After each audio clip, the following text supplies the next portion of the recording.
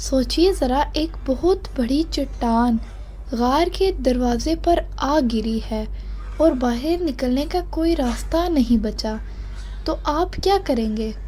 آخر تک ضرور سنیے گا۔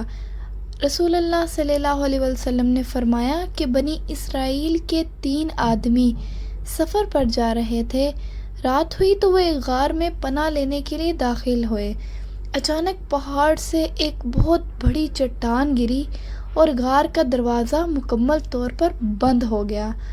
اب نہ کوئی انہیں دیکھ سکتا تھا اور نہ ہی وہ باہر نکل سکتے تھے۔ انہوں نے ایک دوسرے سے کہا، ہمیں اس مصیبت سے صرف اللہ ہی نجات دے سکتا ہے۔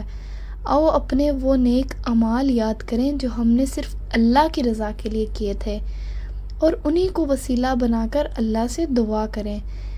پہلے شخص نے اپنے والدین کی خدمت کا واقعہ بیان کیا، دوسرے شخص نے اللہ کے خوف سے گناہ چھوڑ دینے کا واقعہ سنایا، تیسرے شخص نے اپنی امانت داری کا ذکر کیا کہ اس نے ایک مزدور کی امانت کو سنبھال کر اس سے تجارت کی اور بعد میں اسے سب کچھ واپس لوٹا دیا۔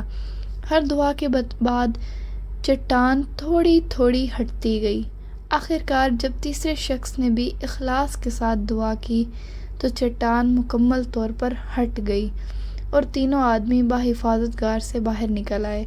اس واقعے سے ہمیں یہ معلوم ہوتا ہے کہ اللہ تعالیٰ کے لیے خالص نیت سے کیا گیا ایک نیک عمل، صرف ایک، زندگی کی سب سے بڑی مشکل میں بھی نجات کا ذریعہ بن سکتا ہے۔ اس لیے کبھی کسی نیکی کو معمولی نہ سمجھیں۔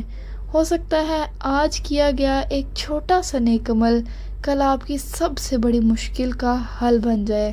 اگر یہ ایمان افروز واقعہ آپ کے دل کو چھو گیا ہو تو ویڈیو کو لائک کریں، اسے اپنے دوستوں اور خاندان کے ساتھ ضرور شیئر کریں تاکہ یہ سبق زیادہ سے زیادہ لوگوں تک پہنچے، اور ایسی ہی اسلامی کہانیوں کے لیے ہمارے چینل کو سبسکرائب کرنا نہ بھولیں۔